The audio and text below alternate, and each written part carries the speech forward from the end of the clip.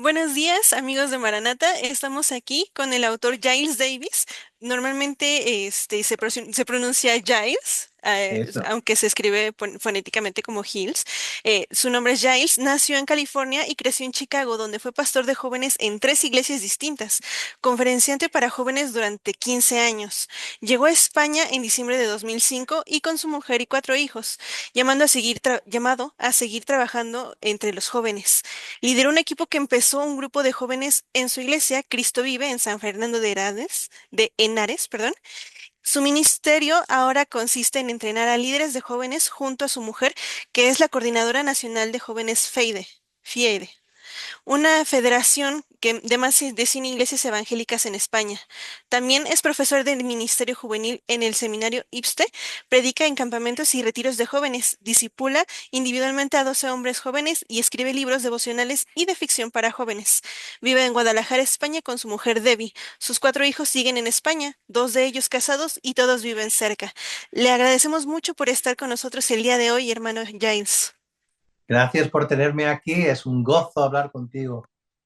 Muchas gracias. Y justamente estamos aquí para hablar de sus tres libros, su libro devocional 40 días y sus dos novelas que son nuestras más recientes adquisiciones, que son las Crónicas de Caminantes de Sueños. El primer libro se llama Despertar y el segundo se llama Traspasar. Eso es, los tengo aquí ahora mismo apilados. Exactamente. Dígame, hermano Giles, ¿cuál fue la inspiración para esta saga tan particular? Porque no es común ver literatura de fantasía para jóvenes cristianos. Bueno, la verdad es que, bueno, supongo que hay varias inspiraciones, pero hasta cierto punto podríamos decir que Hollywood me inspiró. Y suena raro decirlo, pero Hollywood en los años 80 y 90, cuando yo era joven, yo vi como Hollywood eh, cambió la forma de pensar de las personas en Estados Unidos, pero de una forma muy sutil. Hoy en día no son tan sutiles y yo creo que hay mucha gente reaccionando contra el mensaje que Hollywood siempre quiere mandarnos.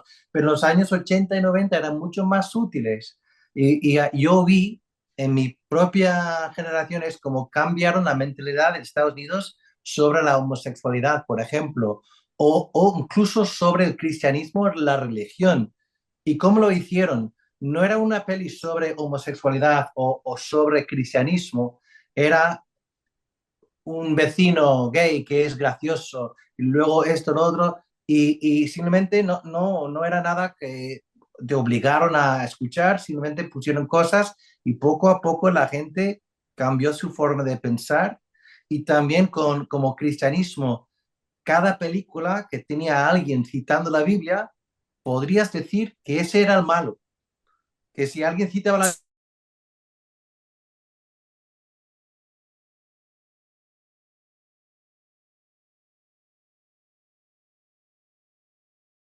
malévolo o de alguna forma, pero horrible, una persona horrible. Sí. Entonces, entonces nunca había un pastor bueno. Incluso con el tema de relaciones y sexo y todo eso, incluso en las películas PG, digamos, o para todos los públicos, lo que pasa es que justo después del primer beso, el día siguiente se encuentran en la misma cama, ¿no? Como tú sabes, aunque no han...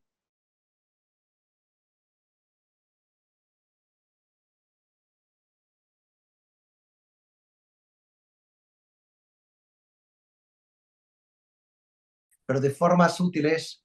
Y yo pensaba, pues yo quiero hacer lo mismo, pero con Dios, con sus Ujú. valores, escribir algo que alguien podría leer que no es cristiano o que no cree en Dios, pero podría leerlo y no sentir que está recibiendo un sermón en todo momento, pero bueno, copiando completamente a C.S. Lewis con Crónicas de Sí. Narnia, incluso uso la palabra crónicas en el título para casi asociarlo un poco con eso, porque me gustó mucho cómo lo hizo él, de una forma alegórica, en presentar estos conceptos cristianos para una audiencia que a lo mejor nunca había escuchado esto.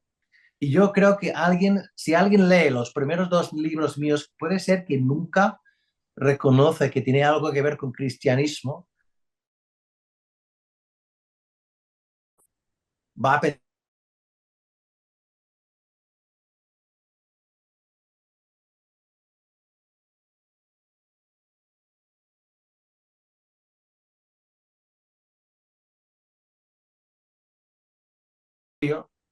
y al escuchar o pensar en lo que se pone en los libros. Sí, y es justamente algo que yo notaba que eh, nosotros vemos al menos yo lo leí en las dos novelas, que se puede ser accesible esta novela tanto para chicos cristianos como para aquellos que son inconversos.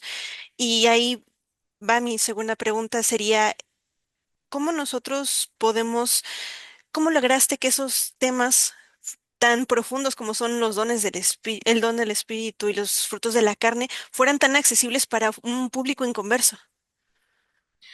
Bueno, mi sueño es que un joven cristiano o una chica cristiana podría leer el libro y luego darlo prestado a una amiga o un amigo no creyente y luego podrían tener conversaciones entre ellos sobre estos temas, ¿no? Que salen.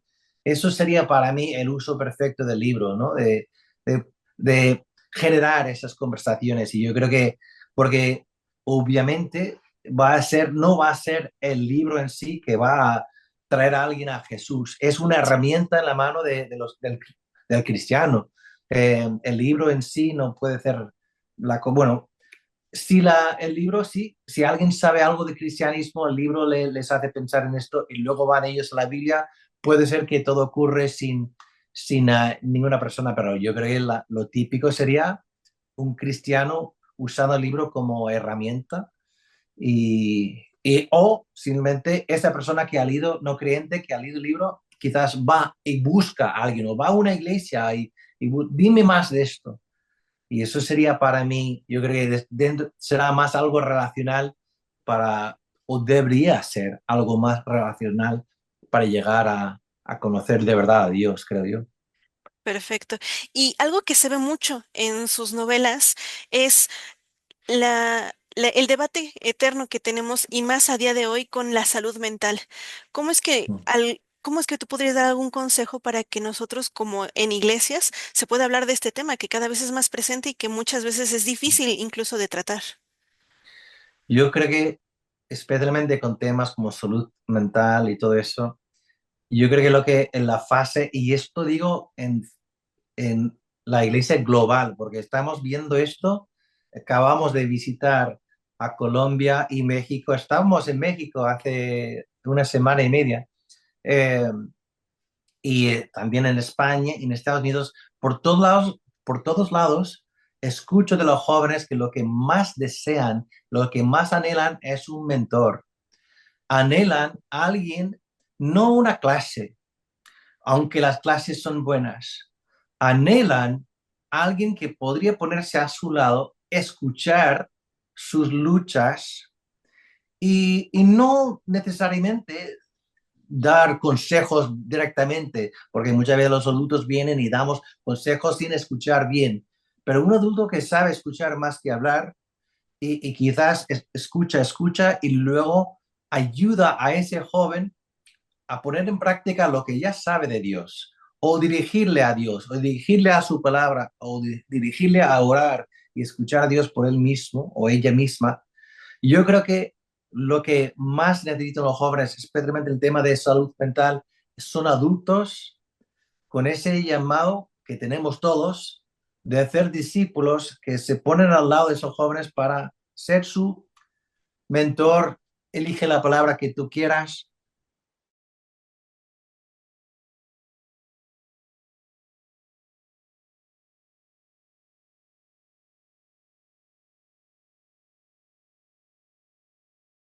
Bastante que cualquier clase aunque lo digo así, pero perdón, no estoy en contra de clases o predicaciones, pero si ponemos nosotros ahora el peso en una predicación o una clase o tenemos que poner este programa, yo creo que esto no va a dar la talla.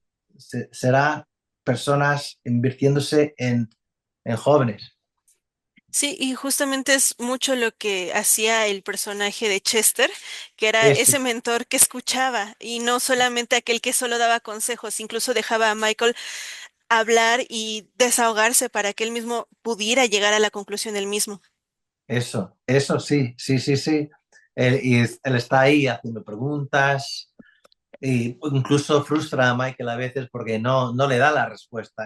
Pues Exacto. dime lo que hay que hacer y no, dímelo tú o quiere que lo descubra él. Y justamente uno de los enemigos que se enfrenta Michael a lo largo de todos sus sueños es una bestia que representa sus más grandes miedos y sus inseguridades. Y la pregunta es, ¿por qué esta bestia lo visitaba cada noche si había noches que se supone ya lo había derrotado, ya había llegado con él? O sea, ya había dado con la bestia y ¿por qué lo visitaba nuevamente el día siguiente? Bueno, la bestia, si hablamos de miedos, inseguridades, yo creo que todos reconocemos que hoy puedes tener victoria sobre ese miedo y decir, no, ya no tengo miedo. Y el día siguiente ocurre algo y tienes miedo de nuevo.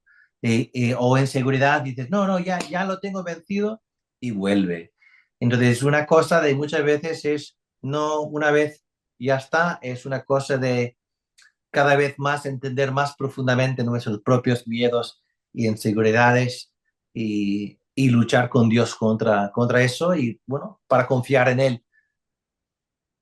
Y una de las preguntas que más a mí tenía es de ambas novelas, ¿cuál es el personaje del cual crees que nosotros podamos aprender más y llevar a cabo más, tener un testimonio de decir, yo quiero tomar de este personaje esta enseñanza para nosotros poder llevarlo a cabo? Mm. Bueno, podría ser en el segundo libro el personaje de Telo, eh, Sí. que hasta cierto punto representa a Dios. Bueno, no hasta cierto punto, totalmente representa a Dios y Jesús.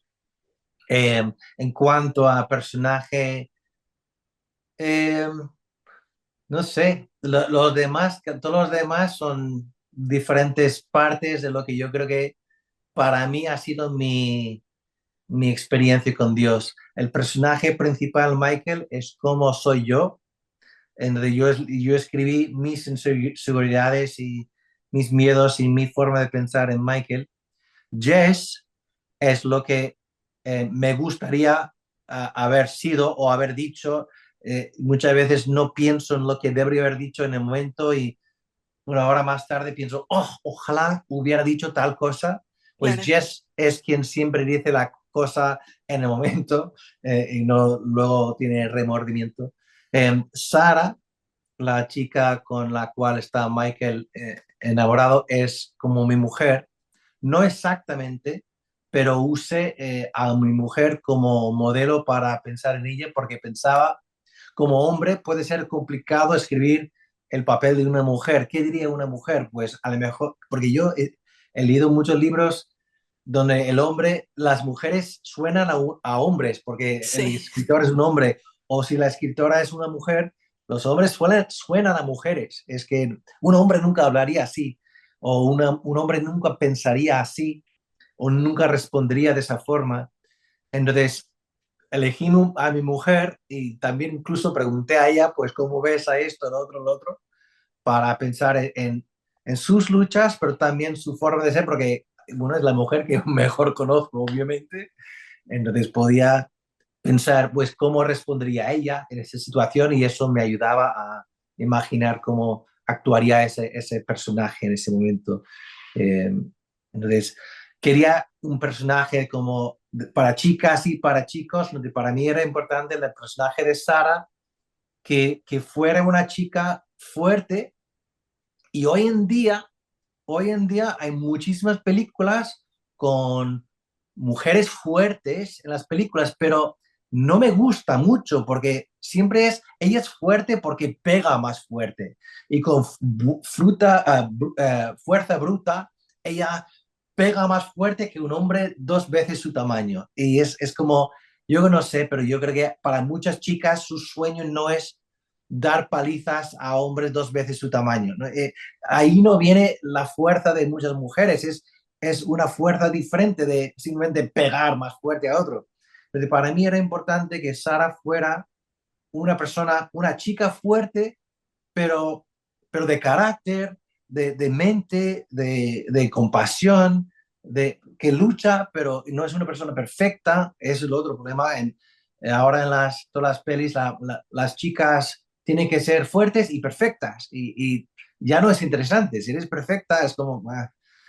pero entonces quería que ella tuviera sus luchas reales, sus inseguridades también, pero ver cómo ella eh, se aferra a Dios y a otros para servirles. Y entonces, para mí era importante tener los dos. Yo quería una chica fuerte y un chico fuerte que podrían ser de ejemplo para los jóvenes.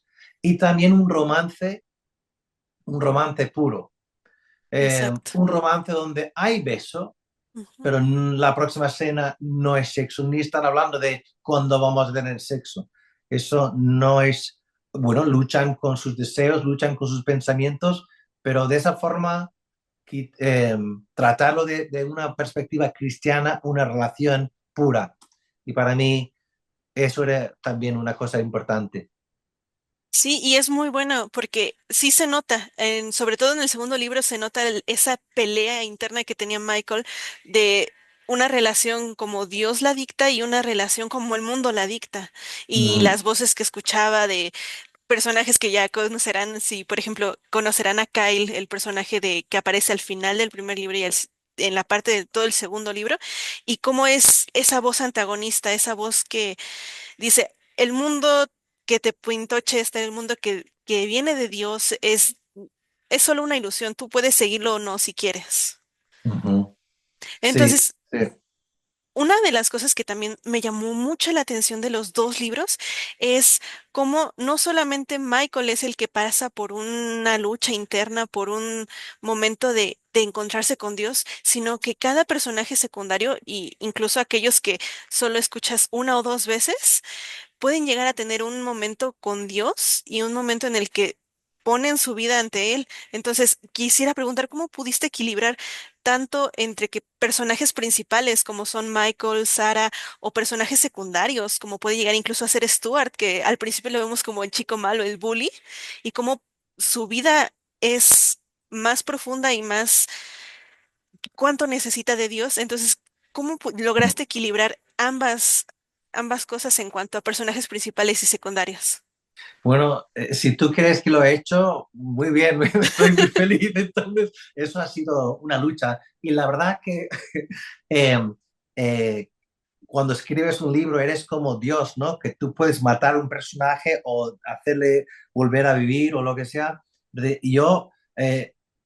yo quité varios personajes del libro porque tenía como dos personajes más y en algún momento vi que, wow, hay demasiadas personas aquí en estas escenas.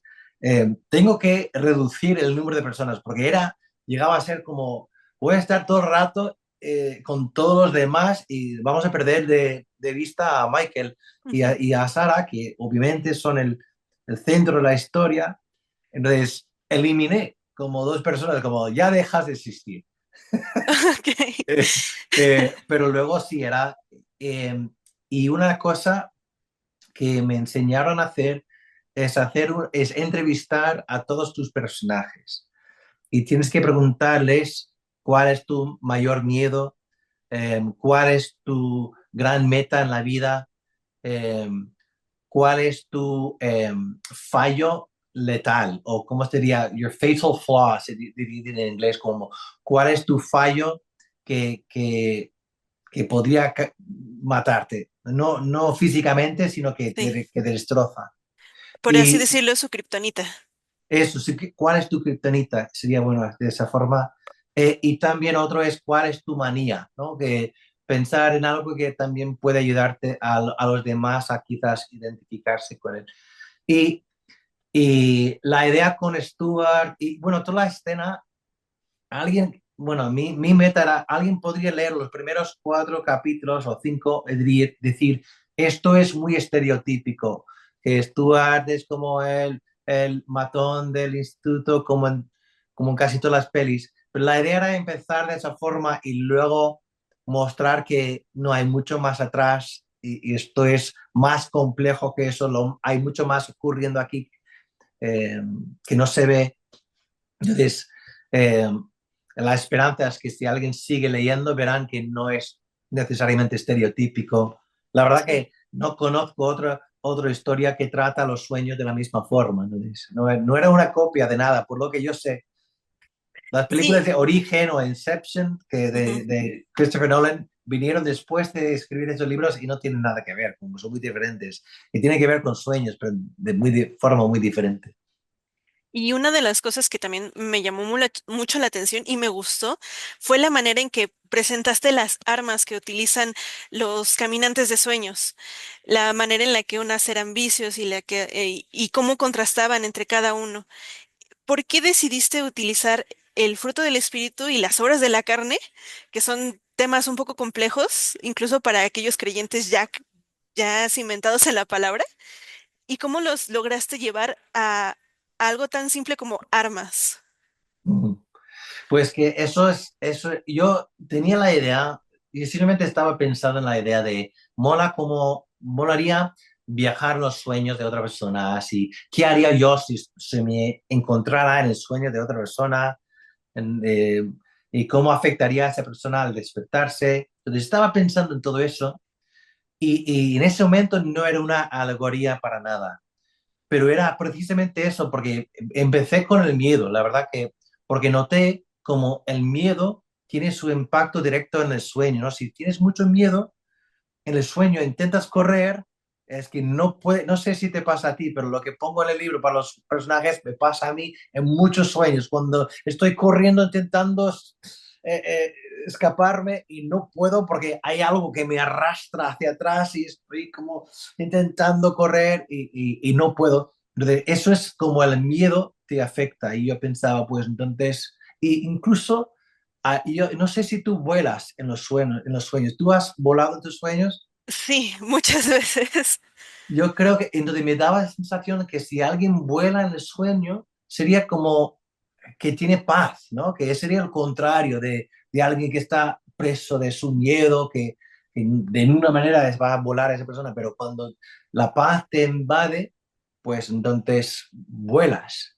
Y empecé con el miedo y la paz y pensé, pues eso, entonces pensé, bueno, entonces si la paz te hace volar, ¿qué hace esto? ¿Qué hace lo otro? Entonces era ir por los frutos del espíritu y pensar qué podría hacer cada cosa e intentar crear entonces las armas y pensar, bueno, entonces serían las armas del otro lado y las armas de odio o de envidia o armas de orgullo, soberbia, y todas esas armas serían más fáciles de usar que las virtudes, porque es así, ¿no? Sí.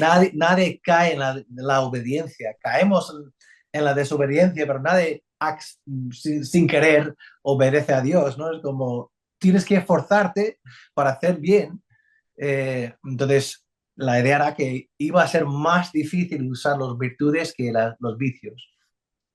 Y justamente para finalizar con las novelas y ahorita seguimos con su devocional, yo que ya he leído los dos libros y aquellos que ya han leído los dos libros, nos quedamos con muchas intrigas. ¿Qué va a pasar con Michael? ¿Cómo va a ser su relación con Sarah? ¿Qué tanto impacto tiene Kyle en los siguientes libros? Y sobre todo, su nueva relación con Stuart. ¿Qué nos podrías decir que vendría en los siguientes libros? Al menos un pequeño vistazo, Sin spoilers, ¿no? por Bueno, favor. en el segundo libro termina, tampoco doy spoiler del segundo libro, pero es el momento para entrenar. Entonces, en el tercer libro es cuando realmente descubrimos cómo es el mundo de los caminantes de sueños en su entrenamiento, cómo entrenan a otros. Eh, y, y es donde Michael aprende a escuchar a Telo, eh, no solo en el sueño, sino también en la vida real. Que para mí era como una manera de enseñar cómo escuchamos a Dios, porque trabajamos con muchos jóvenes y me preguntan, pues, ¿cómo escucho a Dios? ¿Cómo sé cuál es la voluntad de Dios? Y me parece que no puedes seguir a Dios si no sabes escucharle. Me parece fundamental. Sí, ¿Cómo vas a seguir a alguien que no escuchas? Entonces, es- cuando me hacen esa pregunta, yo pienso, pero ¿cómo has seguido a Dios toda tu vida? Entonces, ¿cómo has llegado a este punto sin saber cómo escucharle? Pero yo creo que hay mucha confusión sobre ese tema, entonces yo quería ponerlo de forma alegóricamente, pero de forma alegórica, ahí en el libro de cómo yo escucho a Dios. La verdad, espero con ansias esa tercera entrega y esa cuarta entrega, porque tengo entendido que van a ser 4 libros. Sí, sí, son 4 libros, ya están escritos, pero estoy editando y preparando. Perfecto, los esperamos con ansias. Ahora bien, también cuentas con un devocional, se llama 40 días, revoluciona tu relación con Dios. ¿Hubo alguna experiencia personal o espiritual que te llevara a escribir 40 días y en específico por qué 40 días? Bueno, es 40 días porque es un número bíblico, ¿no? 40 años en el desierto, 40 días en el desierto también de Jesús. Eh, pero también dicen que es la cantidad de tiempo que ayuda para formar un hábito. Entonces, eran 40 días de tiempos con Dios, eh, y pongo ahí revolucionar tu relación con Dios, no porque tengo tanta confianza en mis consejos, sino que el libro está diseñado para que tú pases tiempo con Dios escuchando su voz. Entonces, para que sepan, en el libro hay muchos huecos donde escribes tú. Algunos no quieren escribir en el libro. En casi cada página hay huecos donde escribes. Si alguien no quiere escribir en el libro, está bien si quieren escribir en un cuaderno. Pero para mí, yo, yo suelo decir a las personas, si no quieren escribir nada, yo digo, mejor no hacer el libro. Mejor no, porque leer el libro, solamente leer el libro, pierdes lo que Dios te quiere decir. Porque en todos esos huecos te estoy retando a escuchar a Dios, escribir lo que podría querer decirte Dios en este punto. Estamos yendo a pasajes bíblicos, escribiendo lo que pensamos que Dios quiere decir con esto. Y si alguien salta todo eso, pues se quedan con lo que digo yo y pierden lo que Dios les quiere decir. Y para mí eso es un cambio muy pobre. Yo, pues, me gusta pensar que lo que digo es bueno, pero no tiene nada que ver con lo que te va a decir Dios. Entonces, Exactamente. el propósito del libro es mandarte a Dios. Por eso digo, revoluciona tu relación con Dios, porque yo confío en alguien que pasa 40 días escuchando a Dios, pues va a acabar completamente revolucionado. Sí, y justamente el libro siempre nos invita a una relación más íntima, más personal con Dios, como por ejemplo volviendo a los libros de Traspasar y de Despertar, cuando en el libro de Traspasar tienen esa conversación con Dios tan íntima, tan llena de amor. Entonces, ¿cómo puede un cristiano cultivar esa intimidad con Él, especialmente lleno, en un mundo lleno de distracciones, de tengo que hacer otras cosas, tengo una cita y después de tantas distracciones y después de tanto, ¿cómo nosotros podemos llegar a cultivar esa relación con Dios? Eso. Yo creo que hay que pagar el móvil en primer lugar. En algún momento hay que parar y incluso estamos viendo lo sano que es parar y apagar y enfocarnos en el Señor. Y ese parón es sano. Algunas personas, no, no, que me aburro. No es sano incluso entrenarte a aguantar el aburrimiento. Pero pasar tiempo con Dios no debería ser aburrido. Y yo creo que cuando un joven o bueno, un adulto tiene ese tiempo, dedica ese tiempo de profundizar en la palabra de Dios, pero también en la oración y escuchando a Dios, eso tiene que ser algo, pero increíble, milagroso casi, porque estás escuchando a Dios. Yo, mi forma personal, te explico esto, obviamente es simplemente mi forma de hacerlo, pero has mencionado como en el libro Michael está hablando con Telo, que es el personaje de Dios. En el segundo libro están hablando como una conversación. Y, y eso es como oro yo. Yo escribo mis oraciones en plan diálogo con Dios. Y suena raro quizás, pero lo escribo en primer lugar porque estoy convencido de que, bueno, he descubierto de que no soy capaz de orar en la mente más de 15 segundos sin distraerme. Entonces, me doy por vencido orar con la mente. Pero entonces, o lo hago en voz alta o lo hago escribiendo. Y cuando lo escribo en mi cuaderno, yo escribo mi parte en negro y luego escribo en azul cómo imagino que Dios podría responderme. Ahora, entiendo perfectamente que soy una persona que se equivoca, una persona completamente capaz de escribir lo que quiero escuchar en vez de lo que Dios quiere decirme, que lo que estoy escribiendo no es la Biblia de nuevo, no estoy escribiendo las escrituras, simplemente estoy escribiendo lo que pienso que Dios podría querer decirme. Y luego respondo, y yo entro en diálogo de esta forma con Dios. Entiendo que lo que escribo contiene muchos errores, pero de esa forma he descubierto que usando ese método me ayuda mucho a discernir lo que Dios sí que me está diciendo. Eh, Muchas veces más tarde Dios pasa esto, el otro, viene esta persona, esta circunstancia, leo ese versículo de la Biblia, algo ocurre en mi mente, un pensamiento, y todo confirma lo que yo había escrito antes de Dios. O al escribirlo de Dios, veo en ese momento, oh, pero eso es lo que Dios lleva diciéndome durante meses y ahora lo veo. Al verlo escrito, es como obvio. Entonces, me gusta, yo todos los días que mis tiempos con Dios, yo estudio algo de la palabra, pero también, y luego, o sobre versículos, a veces es sobre simplemente lo que estoy pensando, lo que me está pasando. Yo dialogo con Dios, entonces muchas de esas conversaciones entre Michael y Taylor son exactamente de mis oraciones. Lo que dice Taylor es lo que Dios me ha dicho a mí. O, bueno, decirlo de esa forma, lo que yo pienso que Dios podría querer decirme.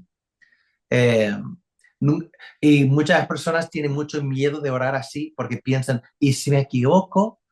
Y yo creo que desde mi punto de vista, esa duda de ti misma o de ti mismo es bueno, es buena. Es bueno de dudarnos de nosotros mismos. Y son las personas que no tienen ninguna duda sobre sí mismos y piensan que no pueden equivocarse. Esas personas me dan miedo porque van a pensar que Dios me ha dicho tal cosa y no, yo no puedo estar equivocado. Ujú. Pues, ¿eres perfecto? Creo que no. Entonces, yo de esa forma, yo conecto con Dios y yo lo recomiendo a muchos jóvenes de simplemente intentar escuchar a Dios, porque para mí eso nos lleva un paso más allá de simplemente sacar principios bíblicos de la Biblia e intentar vivir según esos principios bíblicos, que es bueno hacer eso, pero no es muy personal. Es como seguir reglas, ¿no? En vez de seguir a una persona que me está hablando. Y justamente hay varios temas que se tratan en este devocional que la verdad me llamaron mucho la atención porque traes temas que para muchos ya son temas obvios, la oración, el estudio bíblico, la relación personal con Dios y cómo llevarlos nuevamente desde el principio. ¿Y tú recomendarías alguno de todos los temas que vienen en ese devocional o empecemos desde el inicio? Bueno, yo creo que está bien empezar del inicio, porque el inicio empieza con el Evangelio y es bueno saber si lo tienes claro o no. Para mí el tema más principal de todo el libro es lo de andar en el Espíritu. Si alguien salta ese capítulo, para mí es ahí donde trabajamos sobre cómo escuchar a la voz de Dios. Y si saltas eso, pues el resto del libro, cuando te digo escucha a Dios, vas a decir, pues, ¿cómo hago eso? Sí. Eh, pero entonces, para mí, y andar en el espíritu, yo creo que para mí, mi mente, este capítulo era para tanto para pentecostales o para bautistas, ¿no? Que todos podemos estar de acuerdo que el Espíritu Santo es una persona de la Trinidad. Los pentecostales no son los dueños del Espíritu Santo, los bautistas no son los dueños de la Biblia. Es como todos tenemos la Sí. Biblia y el Espíritu Santo y todos tenemos el derecho y el deber de seguir a los dos, ser guiados por la Biblia y por el Espíritu Santo. Y entonces la idea es pensar en eso, pero sí, como temas de la oración, yo pongo ahí mitos de la oración que yo quiero romper, porque yo creo que hemos convertido la oración, por ejemplo, en algo aburrido. Y Sí. muchos jóvenes, es muy triste, pero muchos jóvenes no oran en privado y aborrecen orar en grupo. Es como, oh, qué aburrimiento, vamos a orar en grupo. Y eso me parece un crimen, que hemos convertido el hablar con el creador del universo en algo aburrido. No puede ser. Pero yo estaba pensando, ¿cuáles son los mitos que hemos edificado alrededor de la oración para que sea aburrida? ¿Y cómo podemos quitar eso para tener quizás una oración más dinámica, más de conversación, más emocionante con Dios? Pues muchísimas gracias, Giles. La verdad ha sido un momento de reflexión muy bueno porque es muchos temas que creemos conocer, pero que nunca llegamos a la profundidad de los mismos. Y Mm. invitamos a todos nuestros amigos de Librería Maranata a que ya pueden adquirir tanto el devocional 40 días revoluciona tu relación con Dios como las crónicas de los caminantes de sueños en sus cuatro sucursales. Bolívar, Miguel Ángel de Quevedo, Satélite e Iztapalapa, así como nuestra tienda en línea libreriamaranata.com. Nuevamente, Yails, muchas gracias por acompañarnos por este momento tan especial y de reflexión y esperamos próximamente las otras dos partes de las crónicas de Caminantes de Sueños. Pues muchas gracias por tenerme aquí y quiero mencionar que en cada libro está puesto mi email dentro del libro. Se encuentra mi email. Creo que en los de Cámaras del Sueño también hay mi Instagram. Y yo Sí. siempre animo a los lectores, escríbeme, porque a mí me encanta interactuar, escuchar, si es 40 días, escuchar de lo que Dios te está diciendo o luchas que estás pensando y tratando, o si es con las cabinas de sueños, si hay preguntas, dudas, pensamientos, ideas. Eso me encanta. Entonces, os animo a escribirme. Mucha gente no escribe al autor, sé que es algo raro, pero yo siempre lo Sí, digo, cada vez que tenga la oportunidad, digo, escríbeme, me encantaría escuchar de vosotros. muchísimas gracias, Giles, y nos vemos en Maranata próximamente, si Dios nos da la oportunidad, para que podamos seguir hablando de estos grandes libros y grandes recursos para jóvenes. Amén, muchas gracias.